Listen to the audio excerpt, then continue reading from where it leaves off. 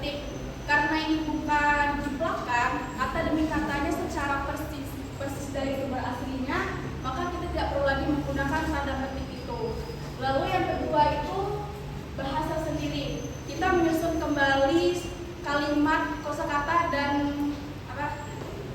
dan dengan gaya bahasa kita sendiri.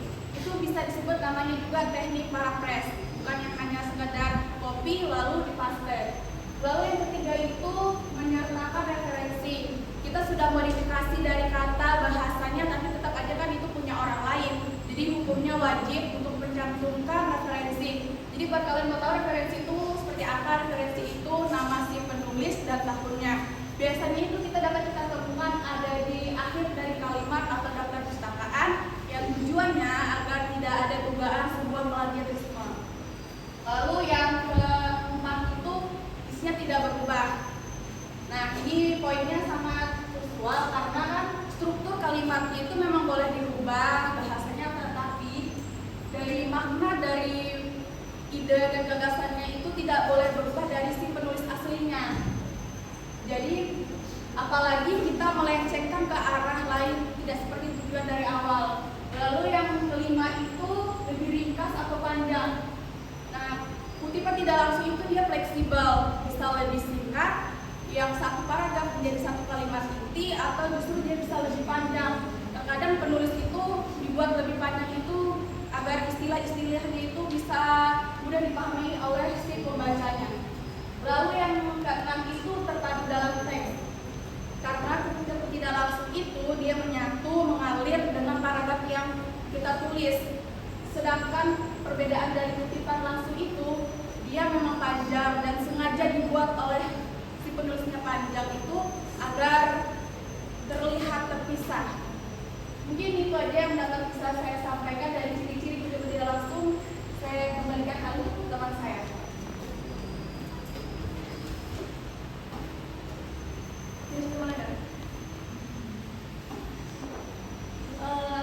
Selanjutnya kita akan beralih ke jenis-jenis kutipan tidak langsung. Jenis yang pertama itu paraphrase, yang dimana menyatakan kembali ide orang lain dengan kalimat sendiri tanpa mengubah makna aslinya. Yang di sini ada dua contohnya. Ada yang sumber asli itu, pendidikan adalah proses membimbing manusia dari kegelapan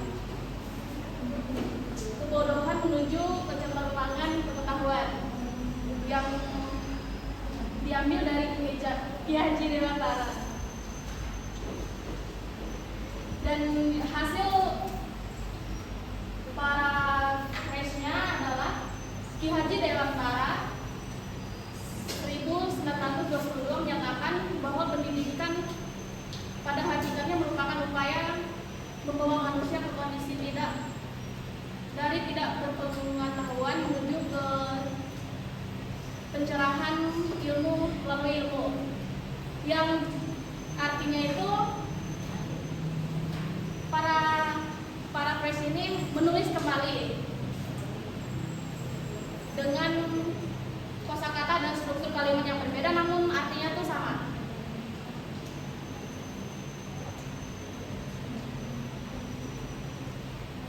Jenis yang kedua itu ringkasan. Ini dia lebih simple karena dia tuh menjanjikan inti atau pokok sumber dengan lebih singkat. Dia tuh menghilangkan detail yang nggak terlalu penting lah, seperti contohnya di atas.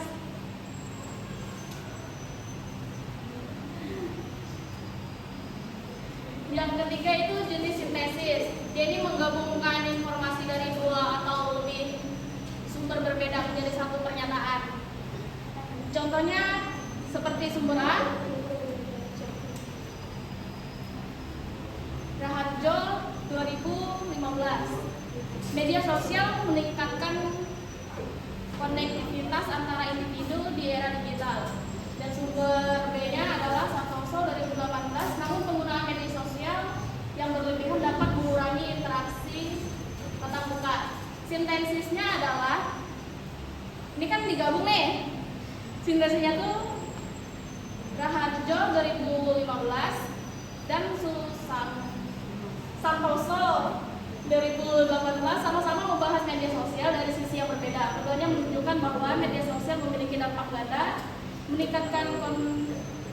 konektivitas digital sekaligus berpotensi mengurangi kualitas interaksi nyata antar manusia. Sekian, mungkin akan dilanjutkan oleh saya. Prakteknya, bagaimana cara menulis kutipan tidak langsung. Nah, kan begitu kutipan tidak langsung itu adalah salah satu sumber atau ide yang kita dapat dari website atau dari apapun itu, tapi kita memilihnya untuk tidak mengikuti mirip seperti sumber itu, mirip dengan ide itu, tapi kita mengubah dengan kata-kata kita sendiri, ya kan, seperti teman-teman yang saya sudah sampaikan. Nah, gimana cara menulis kutipan tidak langsung? Yang pertama, baca dan pahami sumbernya. Kita membaca satu sumber itu, kita membaca sebuah ide tersebut, kita pahami dulu apa sih maknanya, apa sih intinya. Terus habis itu yang kedua, kita catat identitas sumbernya. Kayak tadi saya kan juga sudah contohin, dia kita tulis nama penulisnya, tahun terbitnya, kayak gitu. Terus habis itu yang ketiga, kita mencoba buat tutup sumber tersebut. Misalnya kita kalau lagi cari di laptop atau lagi cari di handphone atau apapun itu, kita tutup gitu kan. Terus habis itu biasanya kita tulis dengan kalimat kita sendiri, apa yang sudah kita pahami dari sumber itu, yang sudah kita, oh aku mau ambil sumber ini tuh kayak gini maknanya, tapi maknanya tetap sama tapi kata-katanya itu berbeda gitu. Terus habis itu yang kelima, kita bandingkan dengan aslinya. Kita tuh bandingkan buat apa? Karena agar kita tuh bisa lihat ini tuh katanya sama atau berbeda tapi maknanya sama, atau katanya sama tapi maknanya berbeda. Kutipan tidak langsung itu kita tuh membuat kata-kata dengan kata-kata kita sendiri tapi maknanya itu tetap sama dengan si penulis yang menerbitkan. Habis itu yang terakhir juga cantumkan referensinya, ada yang itu dapat sumber itu dari mana. Terus ada lagi cara penulisan format penulisan sistem APA atau APA. Nah, sistem ini tuh kayak lebih teratur sih, dia kayak lebih ada aturannya. Karena di situ kan yang pertama tuh ada satu penulis, jadi dia tuh tulis menurut Raharjo pendidikan karakter perlu diintegrasikan ke dalam kurikulum sekolah dasar. Itu satu penulis. Terus kalau misalnya dua penulis, ya kita gabungkan lagi kayak model saya jelaskan tadi. Terus kalau misalnya lebih dari dua penulis atau tiga penulis, ya kita bisa sebut namanya yang si penulis pertama dan tulis MA. Yang L itu kayak dan lain-lain, itu maksudnya kayak teman-teman yang lain. Misalnya kan ada yang 5 nih yang nulis. Nah, yang nama pertama kita tulis, misalnya kita tinggal tulis MA aja gitu. Itu penjelasan dari saya. Terima kasih. Kutipan langsung dan kutipan tidak langsung. Kutipan langsung itu adalah kutipan yang diambil dari sumber dan ditulis sama persis seperti aslinya, sehingga kata-katanya tidak boleh diubah. Nah, kutipan tidak langsung itu kutipan yang diambil dari sumber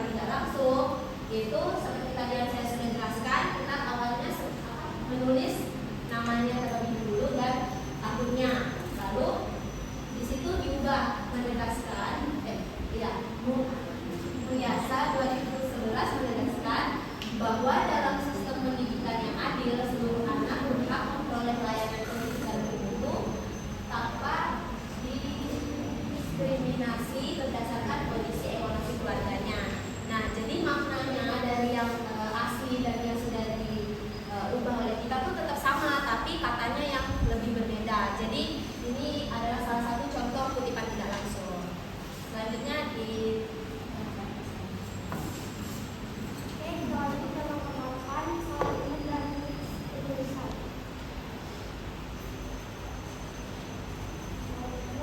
Yaitu dia kalau mirip dengan sumber aslinya.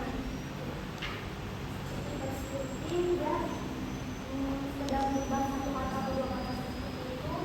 Lalu ada yang kedua dia lupa mencantumkan sumber atau referensi.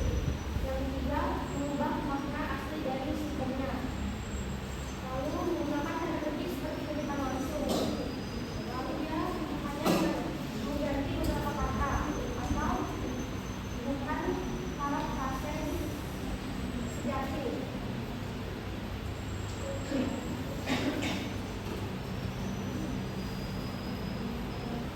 Solusinya seperti yang sudah disampaikan sama Mbak Ibu tadi, kita pahami dulu, lalu kita menulis ulang teks itu dengan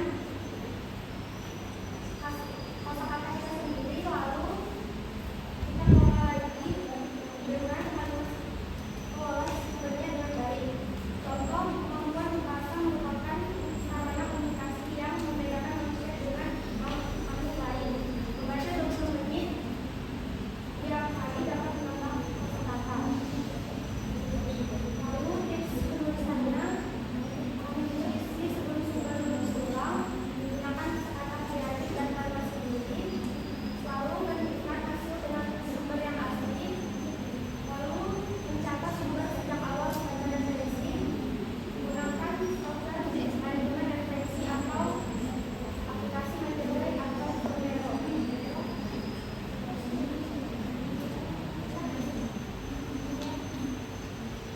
Dari kelompok 2 untuk presentasinya, sebelumnya tolong tepuk tangan dulu dong untuk kelompok 2.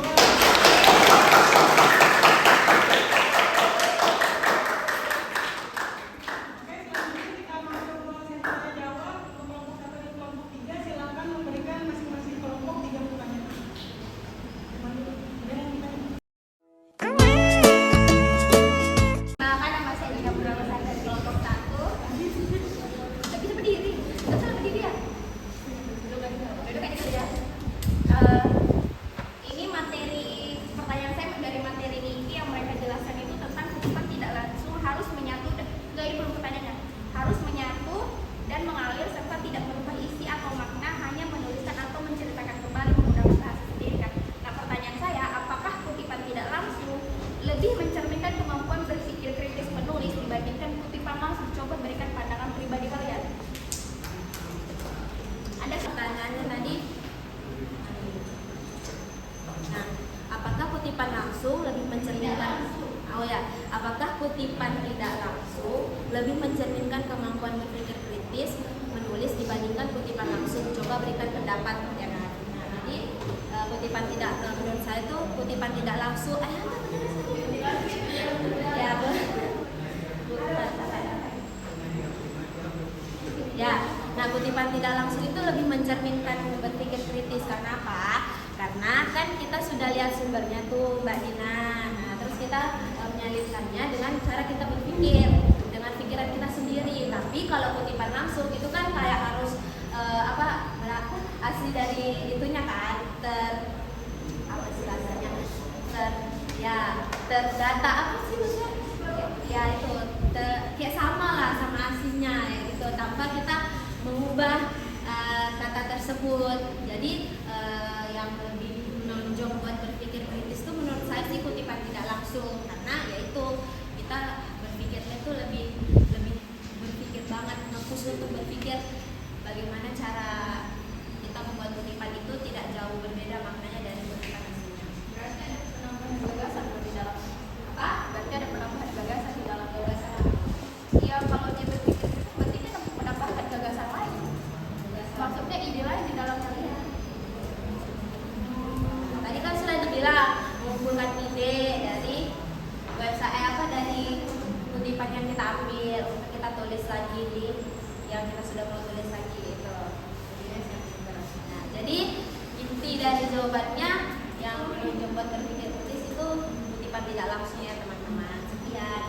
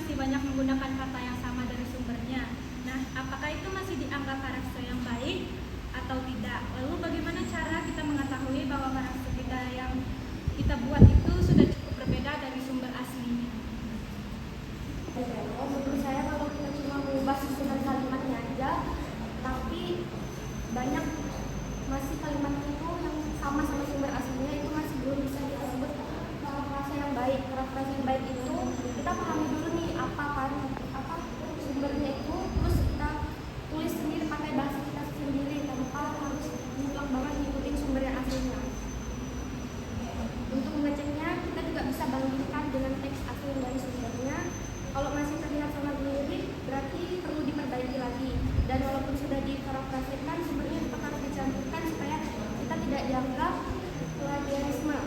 Ya, sekian aja dari saya. Mohon maaf atas Perkenalkan, nama saya Sinta Aulia Permatasari, saya dari kelompok 1. Pertanyaannya ini kan seperti yang disampaikan oleh teman-teman sekalian tentang materi kutipan tidak langsung tanpa mengubah makna aslinya. Nah, sejauh mana sih penulis boleh mengubah struktur informasi saat membuat kutipan tidak langsung tanpa mengubah makna aslinya itu sendiri, dan berikan contohnya. Terima kasih. Pertanyaannya sejauh mana penulis boleh menulisnya? Ya, sebenarnya sih sejauh pemikiran masing-masing teman-teman, ya kan, pemikirannya buat mencari makna itu dengan mengganti katanya itu seperti apa, ya sejauh itu. Misalnya contoh, aku ada tulis ya, ini benar-benar misalnya aku tuh dapat dari penulis Santoso, dia nulis di tahun 2019. Dia nulis kayak gini: literasi digital sangat penting bagi peserta didik untuk menghadapi perkembangan teknologi. Nah, kemampuan berpikir saya, aku cuma bisa sampai berpikir seperti ini, memaknakan kutipan ini seperti ini. Menurut Santoso tahun 2019, kemampuan literasi digital diperlukan agar peserta didik itu mampu beradaptasi dengan teknologi sekarang. Nah, kutipan langsungnya itu kan dibilang literasi digital sangat penting bagi peserta didik untuk menghadapi teknologi sekarang. Tapi aku ubah jadi teknologi literasi digital sekarang ini sangat diperlukan karena peserta didik itu agar bisa beradaptasi gitu dengan kemajuan teknologi sekarang. Jadi sejauh mana penulis boleh mengubah struktur informasi yang kutipan langsungnya itu, ya sejauh dari yang kita bisa pikirkan gitu. Makanya kan berpikirnya cuma bisa pendek kayak gitu. Jadi ya sepengetahuan teman-teman kayak gimana, kalau misalnya bisa berpikir luas atau cuma berpikir sedikit aja tapi itu sudah bisa mengubah kata-kata dari kutipan langsungnya, itu juga udah oke. Ya mungkin segitu aja jawabannya Kak Sinta. Mbak Sinta. dari kelompok 3. Teman-teman, saya akan bertanya seperti yang sudah kalian sampaikan mengenai kutipan tidak langsung itu ditulis ulang dengan bahasa kita sendiri, tetapi ide atau informasi yang digunakan tetap berasal dari sumber lain dan harus mencantumkan referensinya. Menurut kalian, kenapa penulis tetap wajib mencantumkan sumber meskipun kalimat yang digunakan sudah berbeda dari sumber aslinya? Saya ingin jawab dari pertanyaan kita. Menurut saya, kenapa penulis itu tetap wajib mencantumkan sumbernya? Karena sudah saya jelaskan tadi kan, mau dia itu sumbernya dari asli apa mau dia itu tetap wajib mencantumkan, karena kan dia tidak ada dugaan plagiat itu tadi. Jadi wajib untuk mencantumkan referensi itu biar agar tidak ada keliruan ya tadi itu dugaan plagiat, makanya dicantumlah si nama penulis ini biar kita tahu dari mana sumbernya berasal si kutipan ini.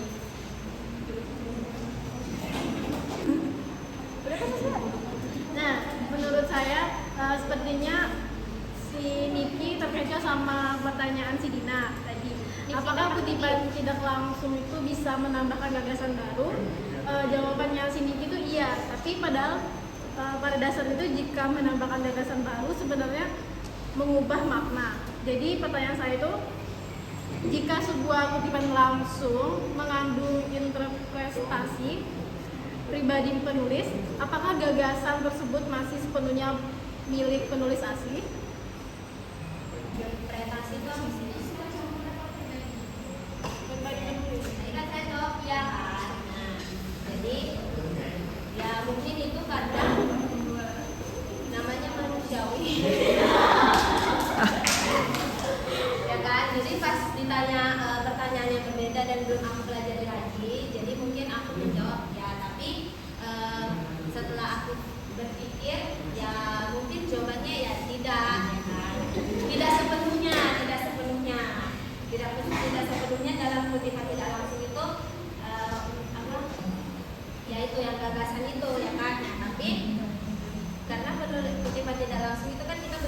cara pikiran kita sendiri kan, maka kita menambah gagasan kita sendiri. Jadi itu jawabannya tuh tidak sepenuhnya aja deh jawabannya. Saya dalam tabel perbandingan disebutkan bahwa ringkasan menghilangkan detail yang tidak penting. Secara kritis, bagaimana seorang penulis dapat menjamin secara objektif bahwa detail yang ia hilangkan benar-benar tidak penting dan tidak akan mendistorsi atau mengurangi kekuatan argumentasi dari sumber tersebut. Jadi jawabannya itu seorang penulis itu ya nggak bisa menjamin kalau misalnya itu tuh detailnya itu benar-benar dihilangkannya itu nggak penting atau penting ya kan kita